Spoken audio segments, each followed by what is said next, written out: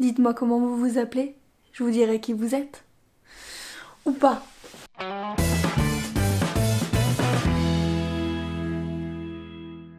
Aujourd'hui, j'avais envie de changer un peu et de vous parler d'une de mes convictions. Vous savez, on a tous nos petites croyances personnelles. Je parle pas de religion ici, mais il y a tellement de choses qui nous dépassent qu'on s'est tous plus ou moins forgé une opinion sur des petits sujets qui n'ont pas vraiment d'importance, ou parfois qu'en ont, mais en l'occurrence ici c'est vraiment pas le cas. Parce qu'aujourd'hui j'aimerais vous partager un truc que vous trouverez peut-être débile ou sans fondement, mais comme ici on juge pas, c'est pas très grave. Je suis persuadée que les prénoms qu'on porte ont une influence sur qui nous sommes. Qu'on l'aime ou non, ce petit voire grand mot fait partie intégrante de notre identité, et donc de notre personnalité. Pour moi, hein, me faites pas dire ce que j'ai pas dit. Évidemment je parle pas d'une grosse influence, tous les Marcel ne sont pas psychiquement des copies conformes. Pourquoi Marcel ?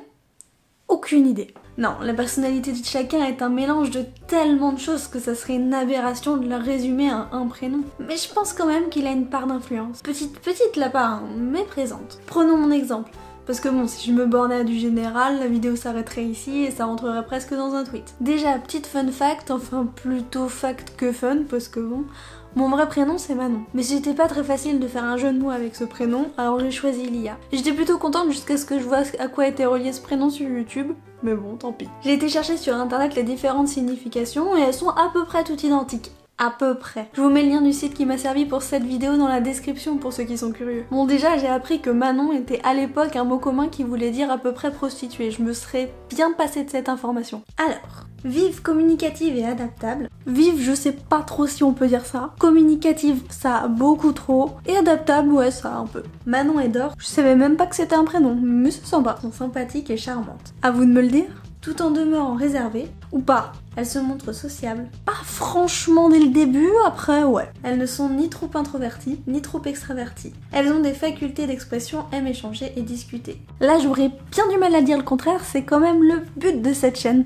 Mais elles sauvegardent leur intimité. Absolument pas, d'ailleurs c'est un vrai problème. Un peu méfiantes, elles n'en sont pas moins franches et directes. J'avoue, encore une fois un peu trop d'ailleurs. Elles ont besoin d'être sécurisées et rassurées pour aller plus avant dans leur relation. Ça c'est entièrement validé. Une fois conquises, elles se révèlent délicieuses, pleines d'entrain et bavardes. Encore une fois, bien trop parfois. L'indépendance est très chère à leurs yeux. Ça c'est plus que sûr, et elles ne sont pas dépourvues d'une certaine fantaisie. Gaie et optimiste, elles possèdent le sens de l'humour. Les experts n'ont pas fini de débattre. Aiment les jeux, les amusements et les plaisirs. Qui n'aime pas ça? Et savent convaincre ou distraire leur entourage. Allez, disons que oui. Curieuses, elles sont friandes de connaissances, mais peuvent se disperser. Ça c'est plus à prouver. Ainsi les verra-t-on passer très rapidement d'une activité à l'autre, d'un appartement à l'autre avec une déconcertante facilité. Ça non plus, mention spéciale à mes potes qui pourraient ouvrir une boîte de déménagement. Une fois dépassé le premier antagonisme existant entre leurs nombres fondamentaux, le 3 et le 5 qui poussent à l'extraversion et à l'instabilité, le 7 et le M allant au contraire dans le sens de l'intériorisation et de la structuration,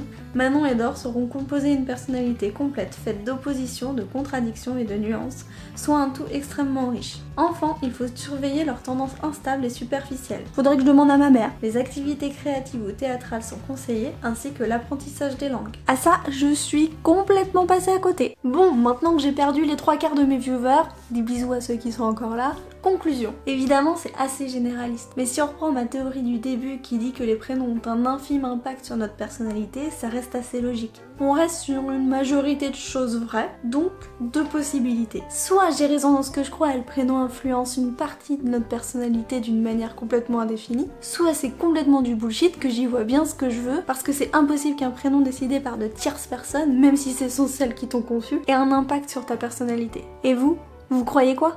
Merci d'avoir regardé cette vidéo jusqu'au bout. Si vous l'avez aimé, je vous invite à passer par la case pouce bleu et tant que vous y êtes, à faire un petit tour sur le bouton partager. Comme ce serait bien dommage de s'arrêter en si bon chemin, abonnez-vous, activez la petite cloche, puis venez me rejoindre sur mes réseaux sociaux. Sur ce, je vous laisse avec mes anciennes vidéos. Ciao!